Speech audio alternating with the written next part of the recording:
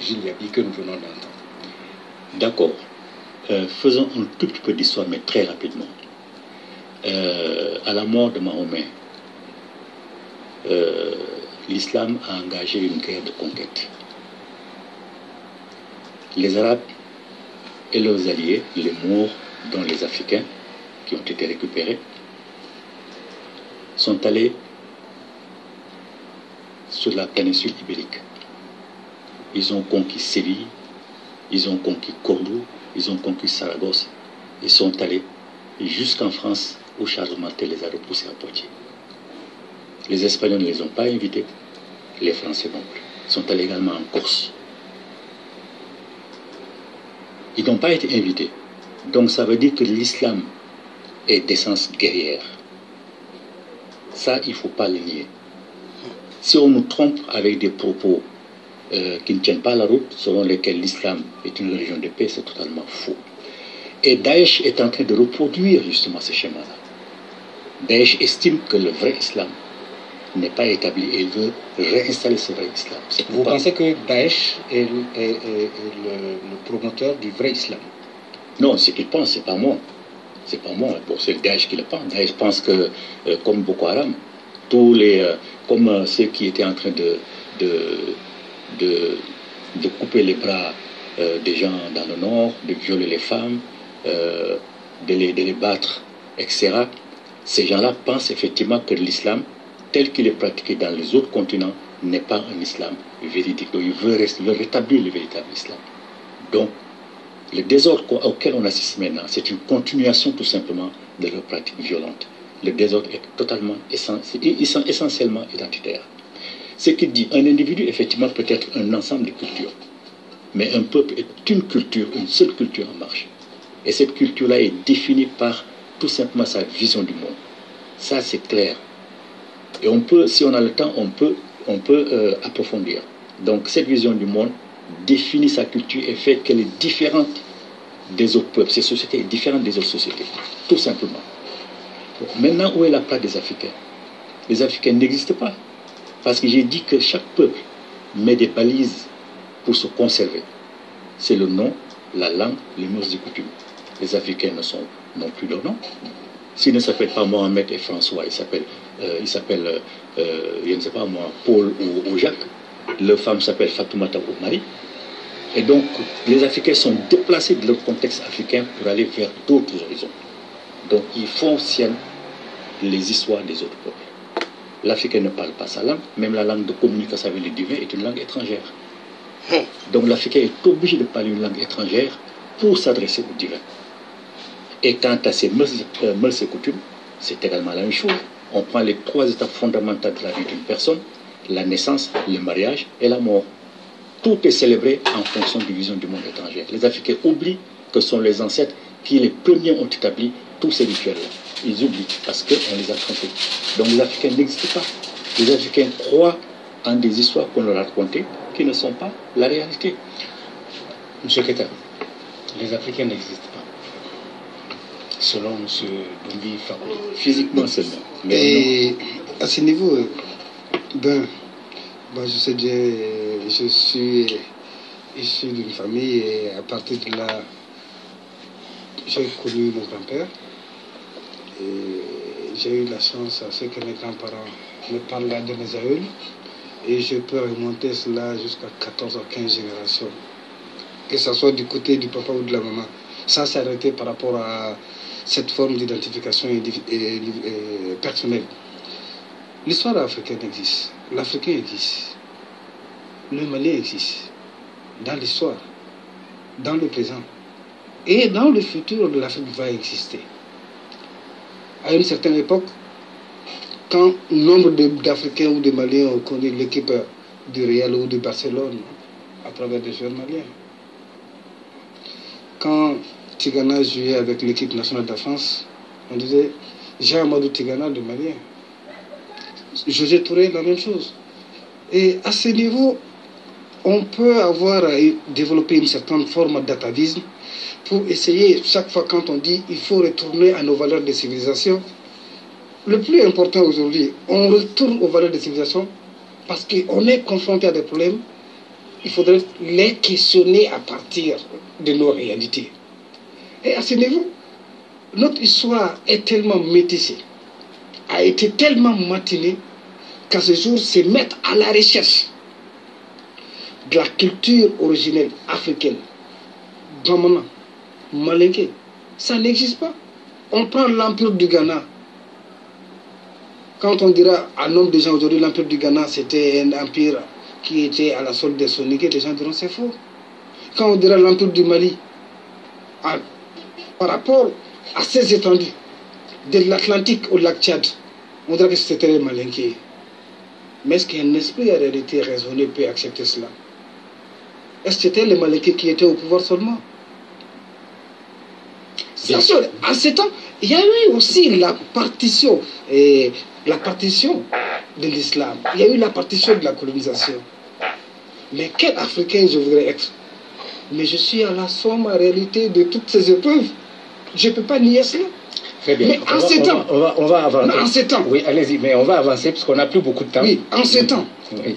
Je n'ai aucun complexe par rapport avec les religions révélées. Les religions révélées, les religions du terroir. Ce sont des formes en réalité de croyances. Que chacun croit à ses croyances, c'est une très bonne chose. Mais ramener les religions révélées comme si en réalité c'est des formes d'invasion ou autre chose, ça, je n'ai pas été colonisé pour m'imposer l'islam. C'est vrai, je suis né dans une famille musulmane et chrétienne. Mais j'ai choisi ma religion. Mais je ne voudrais pas laquelle. Très bien. Alors, on va avancer, si vous voulez bien. On va avancer. Alors, en 1996, Samuel Huntington, universitaire américain, a écrit un ouvrage de 538 pages intitulé « Le choc des civilisations ». Alors, très rapidement, dans le voici ce que dit Huntington. Il dit, après la fin des idéologies, il appelle la fin des idéologies la chute du mur de Berlin. Il dit, après la fin des idéologies, 3 axes principaux ont émergé. Premièrement, l'émergence de la Chine. 2, l'émergence de l'islam. 3, le déclin de l'Occident. À partir de quoi, il dit, je vais vous citer un extrait sur lequel je voudrais que nous réagissions rapidement parce que nous sommes à la fin de l'émission. Voilà ce qu'il dit à la page 18. Les Occidentaux doivent admettre que leur civilisation est unique, mais pas universelle, et s'unir pour lui redonner vigueur contre les défis posés par les sociétés non occidentales. Ainsi, nous éviterons une guerre généralisée entre civilisations si, dans le monde entier, les chefs politiques admettent que la politique globale est devenue multicivilisationnelle et coopèrent à préserver cet état de fait. Oui. Mais il y a lieu d'apporter une précision. Certains Africains, bon, comme M. Keïta, trouvent difficile de remonter aux sources pour retrouver nos racines.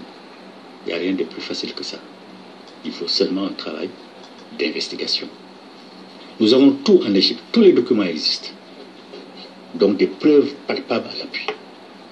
Nous pouvons démontrer, par exemple, que les textes sacrés que nos ancêtres ont écrits sont plus vieux de plus de 1000 ans que l'Ancien Testament, de plus de 2000 ans que le Nouveau Testament et de plus de 3000 ans que le Coran. Ça existe.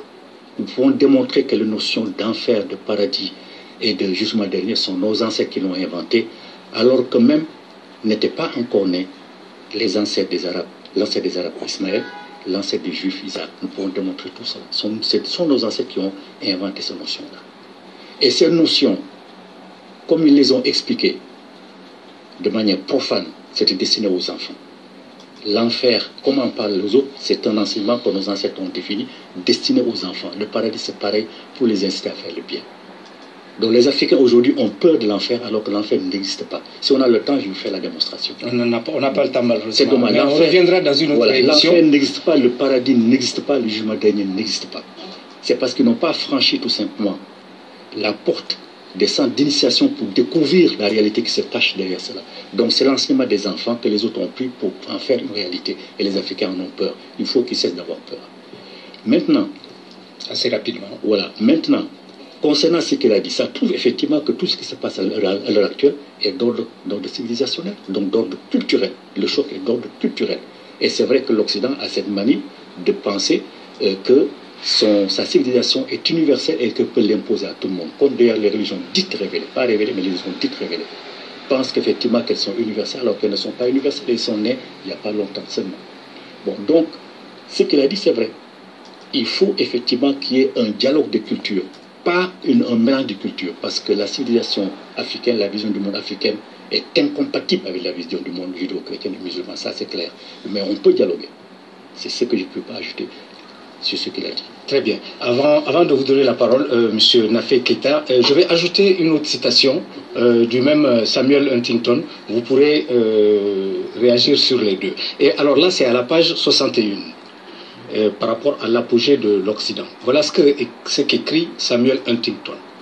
L'Occident a vaincu le monde, non parce que ses idées, ses valeurs et sa religion étaient supérieures, mais plutôt par la supériorité à organiser la violence qu'il a organisée. À ce niveau, c'est le nœud en réalité égorgé de problèmes de gouvernance. Parce que quand on essaie de voir les thèses qui essaient de discuter de l'assise de l'autorité de l'État, ils ramènent la réalité à la maîtrise de deux sources de monopole. La monopole de l'exercice de la violence et la monopole en réalité du système d'imposition, la fiscalité.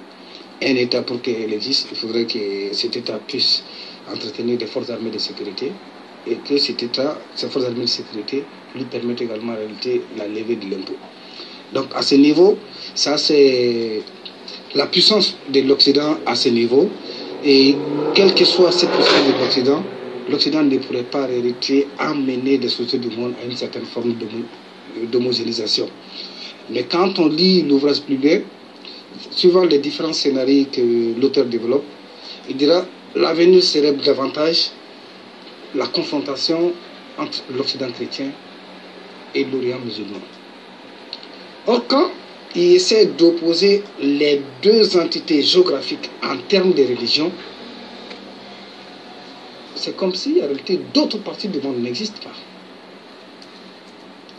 Or, là où il devait éprouver ces hypothèses, en Afrique et en Asie, est-ce qu'en ce temps on serait en réalité converti, où on aurait matiné tellement la culture de l'Occident chrétien, où on aura tellement matiné la culture de l'Orient musulman, qu'on se serait en réalité entre les deux bords. Or, la question qui est à ce niveau, apprenant en même temps tous les indicateurs économiques de l'époque, la crise était davantage l'accès aux ressources énergétiques. C'est là où on a commencé déjà l'idée à germer de l'exploitation en réalité du pétrole de schiste. Donc face à ces enjeux, la posture qu'on essaie en réalité d'avancer par la christianité à l'opposé à l'islam n'est qu'un prétexte. Le prétexte est davantage en réalité fondamentalement économique. Ça, c'est un premier aspect. Okay. Le deuxième aspect, rapidement, pour... Oui, non, on est à la fin de l'émission. Voilà. Voilà. C'était pour dire, le retour aux religions du terroir, en le faisant aujourd'hui, ça a rapport aux identités actuelles. Or, ces identités actuelles ont été construites de telle manière que, soit c'est le système des ordres, soit c'est le système des castes. Est-ce que notre corps social a toutes les ressources nécessaires de supporter en réalité un tel choc, le jour d'aujourd'hui? Merci, Monsieur Keita. Monsieur Doumi Fakoli, vous avez le mot de la fin. 30 secondes. Je dirais à l'attention de ceux qui nous écoutent de ne pas faire la différence entre l'Égypte et l'Afrique noire. Cheikh Anta Diop dit que l'Égypte explique l'Afrique et l'Afrique explique l'Égypte. C'est-à-dire qu'il n'y a aucune différence entre la vision du monde de nos ancêtres en Égypte et celle de nos ancêtres Bamana, Sémoufou, Manding, Djola, Bamileke, etc. C'est exactement la même chose. Parce qu'on n'a pas le temps, on peut en faire facilement les démonstrations. Donc que les Africains sachent que leur véritable identité n'est pas dans ces identités diluées dans lesquelles on les a mises de force ou tout simplement par conversion, par voie d'autorité parentale. Et que donc, si les Africains veulent avoir un jour à jouer un rôle fondamental, important, s'ils veulent être un jour des acteurs actifs et autonomes dans la direction du monde, il faut qu'ils se ressourcent, qu'ils se connectent à leurs valeurs ancestrales, qu'ils montrent qu'ils sont différents, mais qu'ils veulent aller à la construction d'un monde meilleur. C'est seulement à ce prix-là que l'Africain peut exister et peut sortir du trou dans lequel il se trouve. Il ne peut pas continuer comme ça en adorant les autres ancêtres et tourner le dos à ses propres ancêtres. Ce n'est pas possible. Dommage qu'on n'ait pas le temps. Peut-être qu'il faudrait faire une émission dans laquelle on pourra parler des génies tutélaires, des ancêtres et des égrégores. Et là, on va démontrer qu'effectivement, les ancêtres, les Africains sont dans l'erreur. Et le dernier mot, c'est tout simplement qu'ils cessent de croire à l'enfer.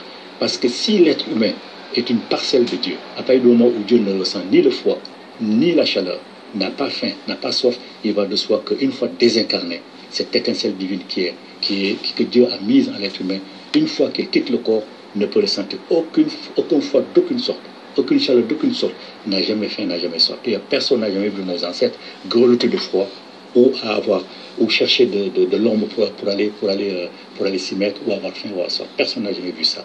Donc ils cessent de croire des histoires enfantines et qui redeviennent des adultes.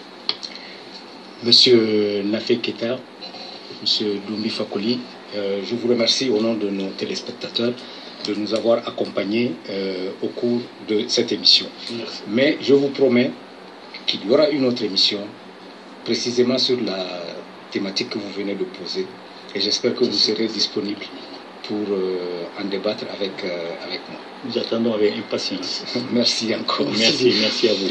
Mesdames et messieurs, nous sommes arrivés à la fin de votre émission de ce soir. Vendredi prochain, je voudrais vous poser la seule question suivante.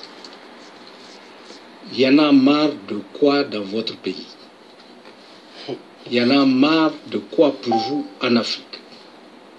Envoyez-nous l'objet et les justifications de votre exaspération au 00 223 44 20 80 80 par SMS au 00 223 74 22 59 73 par mail à votre avis @africabletelevision.com.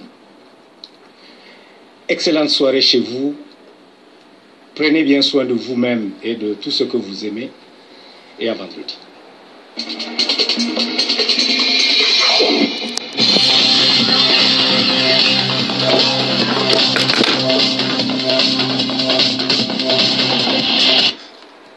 Donc, nous sommes de retour. Bonjour à ceux qui viennent de nous rejoindre dans cette vérité.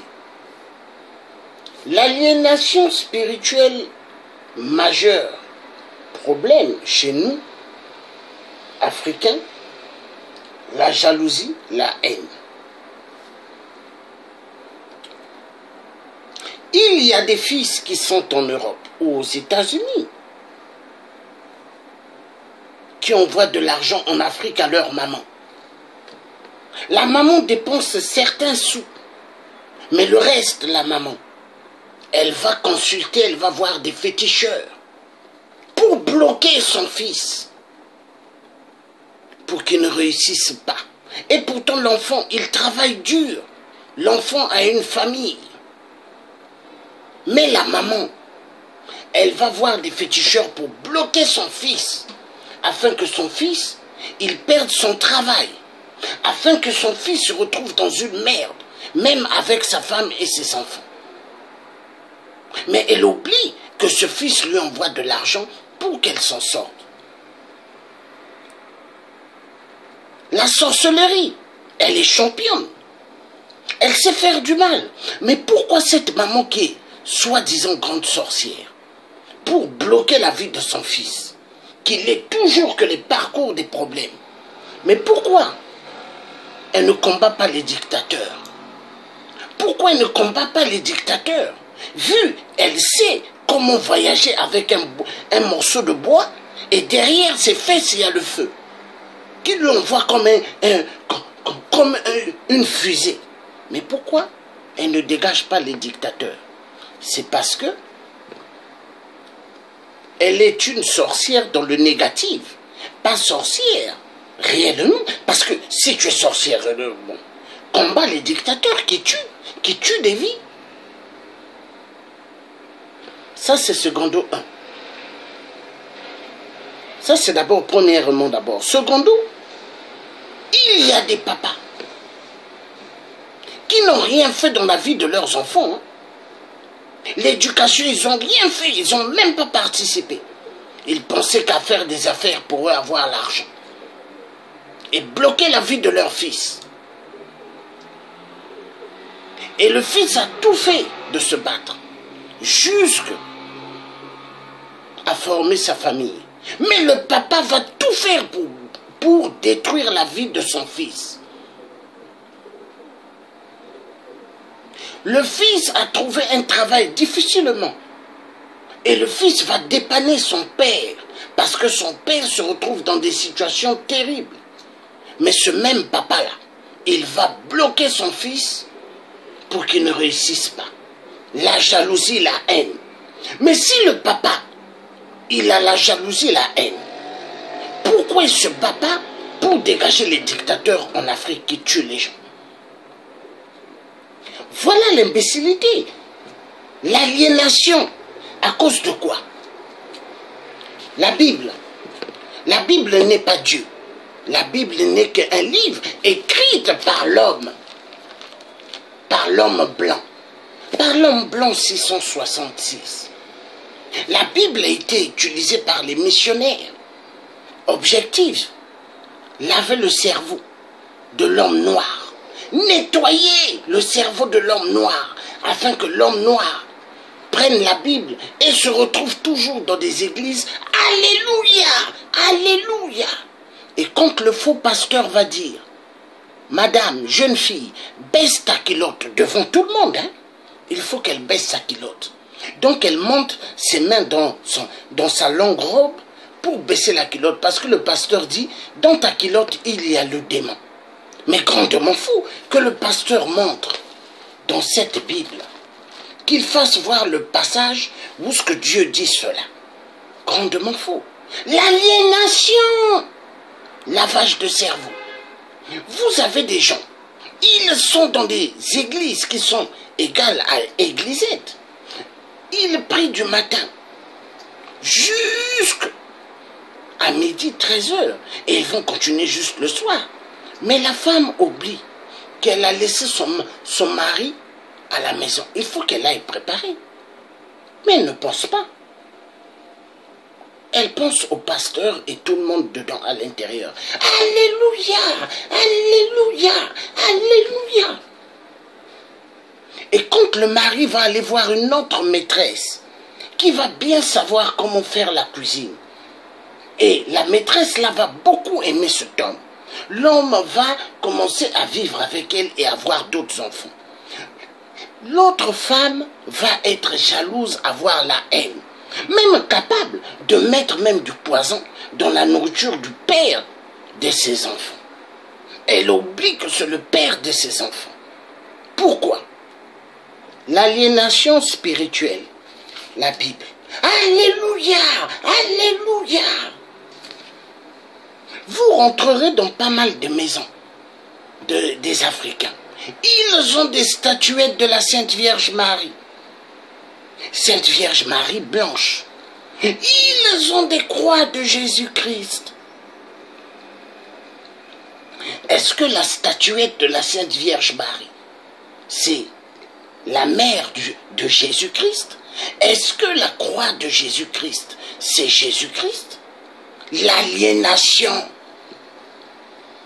L'aliénation spirituelle, la Bible. Majeur problème chez nous en Afrique, oui. Chez nous les Africains, oui. La jalousie, la haine. Mais vient à partir de cette aliénation que l'homme blanc a mis pour laver le cerveau de l'homme noir. La Bible. Oui. Oui. Et les faux pasteurs, ils ont un grand travail qu'ils font. Empêcher les gens qu'ils aillent dans des mouvements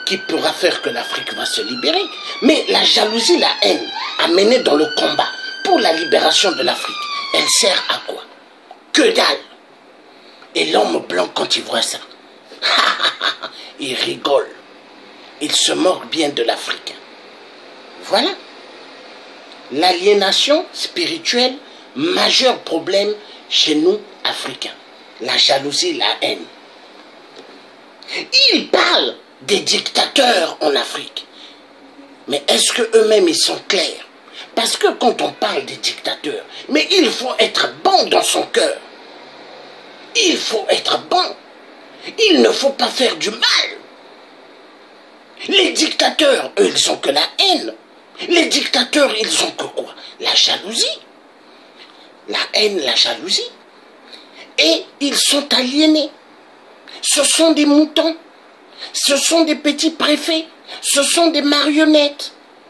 Des Occidentaux. Ils sont là pour accomplir le devoir, le travail réel de l'homme blanc. Ils ne sont pas là pour s'occuper du peuple africain. Eux, ce qu'ils veulent, que le peuple africain se retrouve toujours dans des cercueils allongés. Ils adorent. Pour eux, voir tout le temps des corbillards passer avec plusieurs corps, ils sont contents. Mais c'est ce que les dictateurs aiment. Et toutes les belles femmes, pour les dictateurs, les belles femmes doivent être leurs femmes, doivent être leurs maîtresses, qu'elles veulent ou pas. Les dictateurs, c'est comme ça qu'ils fonctionnent. Vous verrez la majorité des gens à Paris qui se disent des combattants, des résistants. Vous verrez bien. Du côté de Gabonais, du côté du Togo, du côté de la Côte d'Ivoire, un peu partout. Vous allez bien regarder. Il y en a qui sont amis avec des enfants des dictateurs. Et les enfants des dictateurs leur disent, tu dois faire un choix. Soit tu continues à être mon ami, ou soit tu continues à aller faire ce que tu fais, de gueuler sur, de pointer mon père. Mais moi je vais dire à cela, moi je préfère être là pour pointer du doigt les dictateurs que de continuer à être ami avec les enfants des dictateurs que je connais. Je préfère me battre pour le peuple, parce que le peuple doit être libre. Par rapport à la libération du peuple, moi je serai libre. La vérité c'est ça. Parce qu'en Europe, aux États-Unis, au Canada, partout où l'homme noir se trouve, il n'est pas chez lui. Hein. Même si tu es né dans le pays, Canada, Angleterre, États-Unis, tous ces pays-là, sache que tu es noir. Sache que tu es noir. Where are you coming from? Oui, on va te le poser. Oui. Ton origine, c'est quoi? Mais est-ce qu'il demande aux Juifs, ton origine, c'est quoi? Moi, vivant à Paris avant que j'aille à l'armée, tout le temps quand je sortais, j'habitais à Boulogne-Billancourt au 92. Mon père avait un immeuble là-bas de 5 niveaux. Il y avait un grand commissariat à côté vers chez nous, à 2 mètres. Jamais j'ai vu, excusez-moi un instant,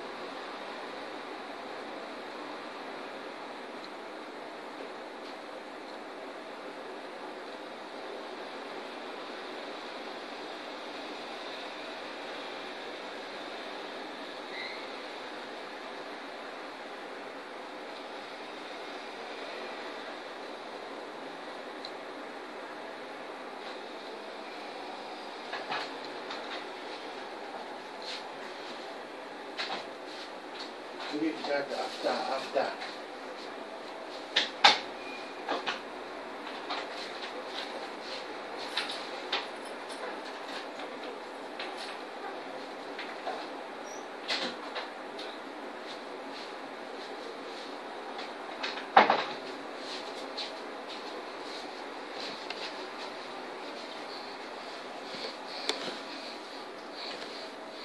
Donc vous voyez ce que j'ai expliqué.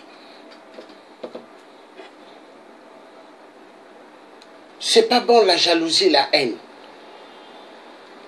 Mais ils savent beaucoup faire du mal. Mais à quoi ça sert? Que dalle. Que dalle.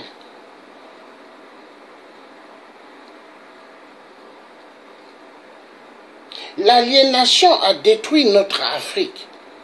L'aliénation spirituelle. L'Africain doit revenir dans ses vraies sources. Nous, peuple africain, nous devons revenir dans nos vraies sources, les sources de nos ancêtres. Nous devons repartir dans les sources de nos ancêtres pour que nous sortons du système de la mondialisation sauvage de l'Occidentaux 666. Parce que l'Occidentaux 666 est la menace de l'homme noir. Regardez l'Afrique. L'Afrique est très loin. Mais regardez. Ils envoient leurs grands véhicules, des lorries, des grands camions, pour aller prendre le coltan, le cobalt, l'uranium, le diamant, l'or, tout minéré. Et ils amènent en direction de l'Europe, des États-Unis. Hein? Regardez Kigali. Regardez le Rwanda. C'est eux qui sont à l'origine de toute la catastrophe dans la zone d'Afrique. L'Afrique va mal. L'Afrique, on dit le berceau de l'humanité. Mais les Africains souffrent. Les Africains vivent dans une pauvreté incroyable. Vous vous demandez même deux fois, est-ce que c'est normal ce qui se passe en Afrique? Non, c'est pas normal. C'est pas normal. Mais pour sortir de là, il faut sortir de l'aliénation. L'aliénation spirituelle. Hein? Les statuettes de la Sainte Vierge Marie. Les casser. Prendre les statuettes de la Sainte Vierge Marie, jeter à terre. Prendre les croix là qu'on dit, soi-disant croix de Jésus, jeter à terre. Parce que les croix que vous voyez là, ça représente Satan, Lucifer. La statuette qui se cache derrière la statuette de la Sainte Vierge Marie. Satan, Lucifer.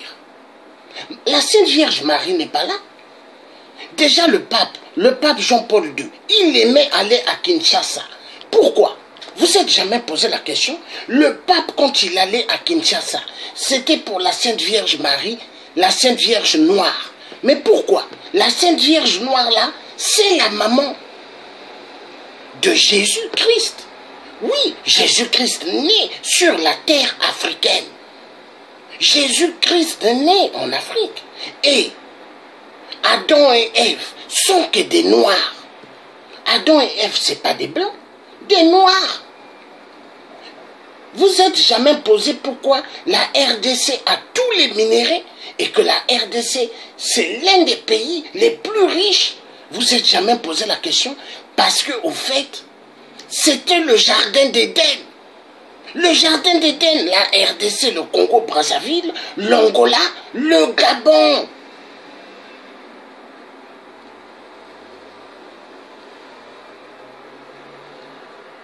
L'Afrique du Sud, le Centrafrique.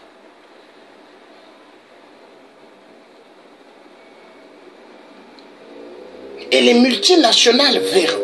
S'ils me suivent, parce qu'ils me suivent, bien sûr. Parce que les multinationales et les hommes politiques, ils aiment bien nous suivre. Hein. Tout ce que nous disons, ils suivent. Ils ont des agents qui sont là pour suivre tout ce que nous disons. Même ceux qui parlent de l'imbécilité dans les réseaux sociaux, ils suivent. Que ça soit tu parles du théâtre, des imbécilités, ils sont là pour écouter. Est-ce que quelqu'un... Est-ce que quelqu'un parlera de ce que nous faisons de mal en Afrique? Ils ont les oreilles. Et il y a des gens qui se disent combattants, mais qui travaillent pour la police, des services de renseignement. Ils prennent des vidéos des gens qui font des trucs importants. Hein? Et ils vont donner à ces policiers-là. Il y en a. Mais et pourtant, on est là pour se battre, pour libérer l'Afrique. Moi, le Thiers africain, où est-ce que je me suis levé? Je me suis levé, c'est pour aller jusqu'au bout, la libération de l'Afrique. Peu importe, même si, un jour, on me fait ce qu'on a fait, à Malcolm X. Hein? Peu importe, même si on me fait ce qu'on a fait à Martin Luther King ou à Thomas Sankara. Hein? Mais est-ce que ceux qui ont tué Thomas Sankara, qui ont tué Malcolm X, qui ont tué Martin Luther King, est-ce qu'ils ne vont pas mourir un jour? Tout être humain n'est que passager sur terre. Tout être humain n'est que passager sur terre. Aujourd'hui tu es là, demain tu ne peux pas être là. Aujourd'hui tu es là, l'après-midi ou le soir tu peux partir. Nous sommes que des passagers dans ce monde que j'appelle Sodome et Gomorrhe. Sodome et Gomorrhe, le monde de la haine, de la jalousie. Le monde de la haine et de la jalousie et de l'aliénation. C'est ce monde-là. Le putain de monde que nous vivons. Le monde sans pitié, qui est plus dangereux que là où il y a des animaux. Parce que les animaux, le lion quand il a faim, il va tuer un antilope pour manger. Mais l'être humain, il sait bien que l'autre être humain est semblable à lui-même. Mais il va quand même lui tuer. Parce qu'il veut se prendre supérieur. Nous allons écouter une dame qui est en train d'expliquer: le christianisme ne sauvera jamais l'homme noir. Nous allons suivre cela parce qu'il y a pas mal de gens. Alléluia, alléluia, alléluia. La Bible, l'aliénation. On les a étouffés le cerveau. Ils ont oublié. Hein? Nous allons suivre ce que cette dame est en train d'expliquer. You are filmed on there. Yes. I'm doing. Or if you want, you do your breakfast.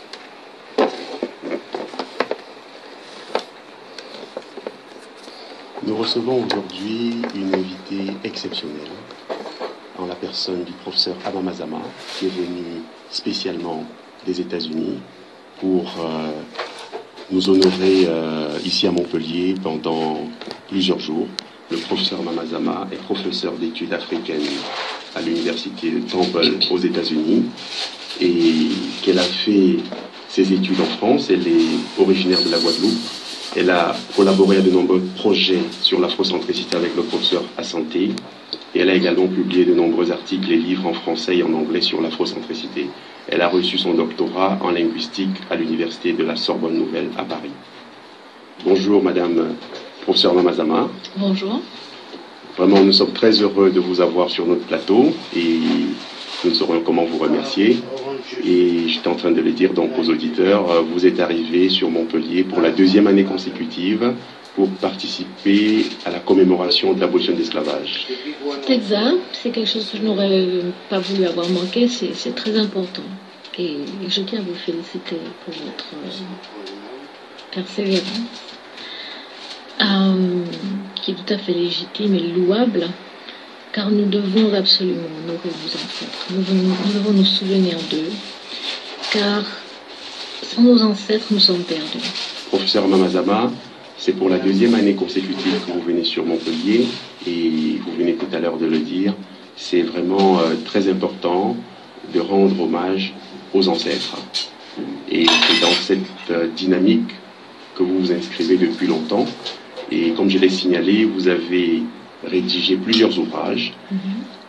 L'un particulièrement a été traduit, en tout cas a été écrit en français parce que vous maîtrisez les deux langues. Vous êtes, comment j'allais dire, vous êtes né en Guadeloupe, vous avez fait vos études en France avant d'aller aux États-Unis enseigner. Et donc vous avez écrit un livre qui s'appelle L'impératif afrocentrique aux éditions Ménébuc. Ce livre va bien évidemment faire l'objet de notre conversation durant cette émission. Et tout avant de rentrer dans le vif du sujet, pouvez-vous nous dire ce que c'est que l'afrocentricité, professeur Mamazama? Tout à fait.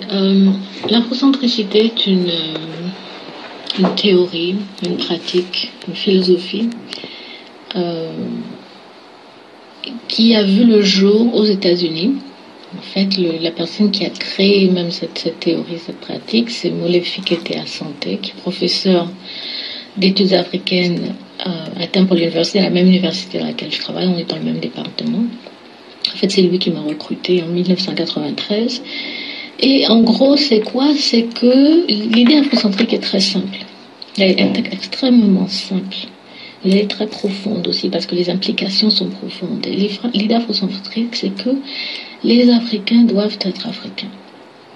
Systématiquement et consciemment africains. Qu'il s'agit d'occuper pour nous notre part d'espace humain en tant qu'Africains. Parce que qu'est-ce qui se passe depuis plusieurs centaines d'années? C'est qu'à cause de l'esclavage, à cause de la colonisation, de la néocolonisation, nous percevons nous-mêmes en tant qu'Africains à travers le regard occidental. Alors ça porte déjà un problème même sur le principe. Si on n'est pas occidental, pourquoi adopter un regard occidental? Pourquoi adopter des valeurs occidentales? Mais il y a encore pire peut-être, à savoir que le regard occidental sur l'Afrique est un regard tout à fait négatif. À cause du racisme viscéral de l'Occident moderne, vous allez de philosophe occidental en philosophe occidental et vous trouvez toujours ce thème qui revient comme leitmotiv de l'infériorité africaine, de la pathologie africaine, de la déficience africaine. Alors qu'est-ce qui se passe? C'est que nous, en tant qu'Africains, en tant que Noirs, quand on reprend ce regard-là, quand on adopte ce regard-là, nous nous percevons comme des êtres inférieurs. Et quand on se perçoit comme un être inférieur, on se comporte comme un être inférieur. Et quand on se comporte comme un être inférieur, eh bien alors on est extrêmement vulnérable. Et ce que l'afrocentricité dit, c'est donc que pour mettre un terme à ce rapport d'extériorité vis-à-vis de nous-mêmes et ce rapport d'infériorité vis-à-vis de nous-mêmes, que nous devons revenir à nos propres valeurs. Nous devons recommencer à nous percevoir de l'intérieur, avec notre point de vue historique et culturel, notre perspective, notre sensibilité culturelle, notre réalité historique en tant qu'Africains. Alors, pour vous comprendre, quand vous dites justement en tant qu'Africain, c'est quoi être africain? Est-ce que être africain, c'est parce qu'on est né sur le continent africain, ou parce qu'on a la peau noire, ou parce qu'on a des ancêtres qui sont nés? C'est quoi être africain? Il y a trois composantes à cette identité africaine. Pour nous, qui nous disons afrocentriques, il y a la composante culturelle, qui est très importante. Il y a la composante historique, qui est très importante. Et il y a la composante biologique, que nous mettons en dernier lieu, parce que pour nous, l'affaire n'est pas simplement une question de couleur de peau. Nous avons justement des gens qui peuvent être noirs, très noirs de peau, et qui n'ont rien d'africain, du point de vue, si vous voulez, de leur comportement, du point de vue de leur comportement, des valeurs qu'ils adoptent. Vous voyez? On a des blancs à peau noire, si vous voulez. C'est ça. Et ce sont des individus qui souvent sont très néfastes. Mais pourquoi est-ce qu'ils le sont? C'est parce qu'ils ont justement intériorisé à un point tellement extrême l'Occident qu'ils sont plus royalistes que le roi, si vous voulez. Donc, ce n'est pas une question simplement de couleur de peau. La couleur de peau compte aussi, de toute évidence, parce que c'est une réalité qui est là, intangible, que tout le monde peut voir. Mais il y a les valeurs culturelles et il y a l'histoire. Vous voyez? Par exemple, moi je suis de la Guadeloupe. Je me considère comme étant une africaine de la Guadeloupe. Il y a plusieurs façons d'être africain. Les gens qui me disent, mais moi, je suis martiniquais. Je dis, oui, mais ça vient d'où, un martiniquais? Ça vient d'où? Ou un Guadeloupéen, ou un Guyanais, ça vient d'où? Oh, je suis noire. Je dis, il n'y a pas de continent noir. Il y a l'Afrique, d'où nous sommes sortis. Il y a aussi les gens qui vous disent, oui, mais moi, j'ai du sang blanc, j'ai du sang africain, j'ai du sang indien. Oui, mais on ne peut pas faire un amalgame comme ça. Nous avons peut-être du sang blanc parce qu'il y a eu des viols, mais on ne peut pas mettre le sang africain qui coule dans nos veines et ce sang blanc de violeurs sur le même niveau. En plus, ce n'est pas la même proportion, mais en plus, c'est pour ça qu'on parle maintenant de réalité historique. Vous voyez, notre réalité historique. Quand il y a eu accouplement entre un blanc et une noire, par exemple, sur les plantations, c'est un rapport de force. Et on ne peut pas gommer ça, on ne peut pas ignorer ça. Donc, c'est ça, si vous voulez. C'est ces trois aspects de notre identité. Notre culture, nos valeurs culturelles, parce qu'il existe des valeurs culturelles africaines. Une réalité historique et une réalité biologique. Et dans votre livre, L'impératif afrocentré, pourquoi avoir choisi ce titre-là, impératif? Parce c'est vraiment un impératif. Il est vraiment impératif, il est urgent. Il est indispensable que nous reprenions en charge en tant qu'Africains. Que nous arrêtions de nous percevoir encore une fois à travers le regard des Blancs, que nous continuons à participer à notre propre dégradation. Et le plus souvent, on le fait inconsciemment parce que l'Occident est fort. L'Occident s'est imposé à nous sous couvert d'être universel. Donc on ne se rend même pas compte, on pense que bon, on est simplement humain, on fait ces choses-là comme ça, on ne problématise pas. Mais il n'y a pas d'universel, il n'y a pas de chose qui soit neutre. On est toujours humain dans une certaine matrice culturelle et historique, vous voyez.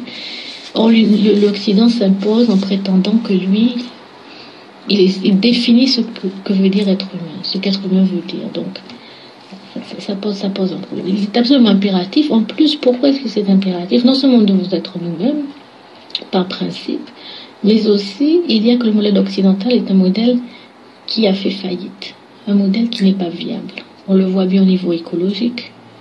On dit qu'il faut que l'Afrique soit développée. Mais ça veut dire quoi développer? Ça veut dire suivre le modèle occidental. Ce n'est pas un modèle viable. L'Occident, à cause justement des choix culturels que l'Occident a fait, de matérialisme, d'individualisme, est en train de disparaître physiquement. On le sait très bien que tous les pays européens aujourd'hui, de l'Est à l'Ouest, du Nord au Sud, sont en état de dépeuplement. Est-ce que c'est ça qu'on veut?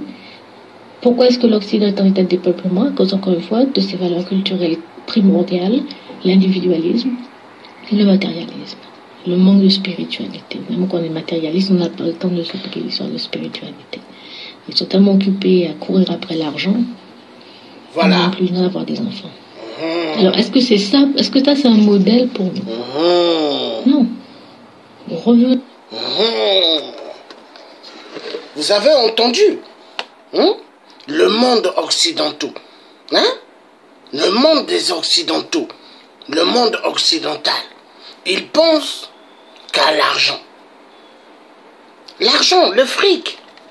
L'argent. Et l'argent est une destruction massive de la réelle vie. Regardez dans les pays occidentaux, les pays où nous vivons, chez les occidentaux, que j'ai toujours surnommés occidentaux 666. Eux, leur valeur, c'est avoir de l'argent. L'argent est égal au matériel. Mais la vie humaine, ils s'en foutent. Voilà pourquoi en France, il y a pas mal des Français blancs qui dorment dans les rues de Paris. Vous avez des Antillais noirs, métis, qui dorment dans les rues de Paris. Vous avez des couples français blancs. Le mari travaille, la femme travaille. Et ils ont 2 enfants, mais ils dorment dehors. Et quand c'est les périodes hivernales, ils vont dans des hôpitaux pour voir des médecins afin qu'on leur mette dans une chambre avec leurs 2 enfants. Et le médecin,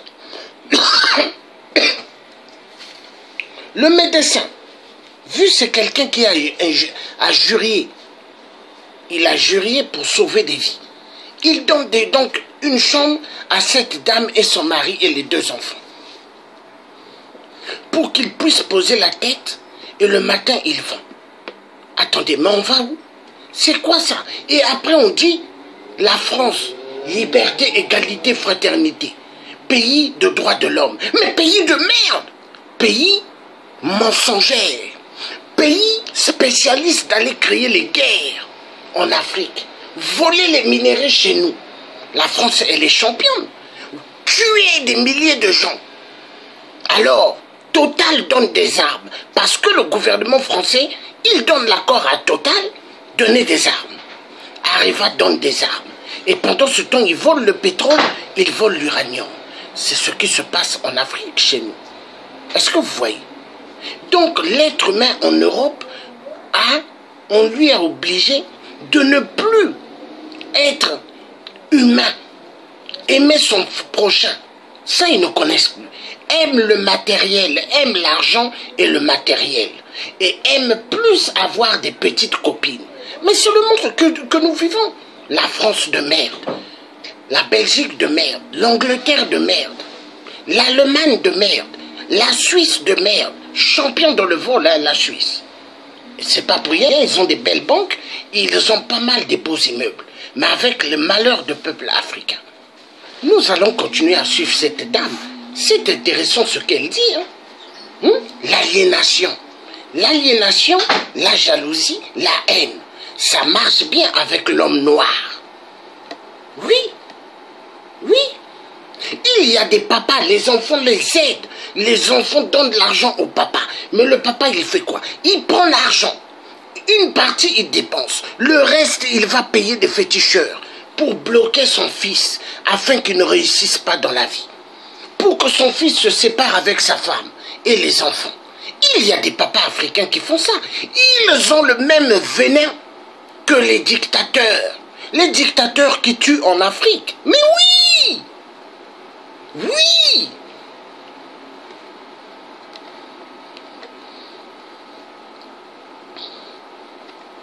Revenons-nous à ce qui nous sommes, revenons à ce que l'Afrique a à nous apprendre, à nous réapprendre, et buvons de cette chose. Quand vous tenez de tels propos, certains vont dire, vous vous renfermez sur vous, voire même, vous seriez hostile aux autres. Parce que quand vous dites, voilà, il n'y aurait pas d'universel, je le dis comparativement au discours qui est ambiant, où on nous fait comprendre qu'en fait, il y aurait des valeurs universelles, même si au passage, ces valeurs universelles se retrouvent être en fait des valeurs occidentales, que l'on veut faire passer comme universelles, imposées sous le couvert de l'universalisme. Mais alors donc pour vous, il n'y aurait que des valeurs particulières. Tout à fait. Il n'y a que des valeurs particulières parce qu'encore une fois, nous sommes tous inscrits dans un espace culturel et historique particulier, que nous le voulions ou non. Après tout, on est bien fille ou garçon, on n'y peut pas, il n'y a pas... Enfin, c'est très clair, on est toujours inscrit, on s'inscrit dans une lignée familiale particulière, cette lignée familiale particulière même s'inscrit, n'est-ce pas, dans une région particulière, etc. Donc on a une histoire, une culture, on n'est pas comme ça humain, point final. Parce qu'il y a des gens qui me disent ça, moi je suis simplement citoyenne du monde. Je dis, qu'est-ce que ça veut dire ça, citoyenne du monde? C'est quoi ce monde-là? J'aimerais le voir, je ne l'ai jamais vu. Alors, est-ce que l'on peut, professeur Amamazama, est-ce qu'il est possible d'être africain en vivant sur le sol français? Tout à fait. Tout à fait.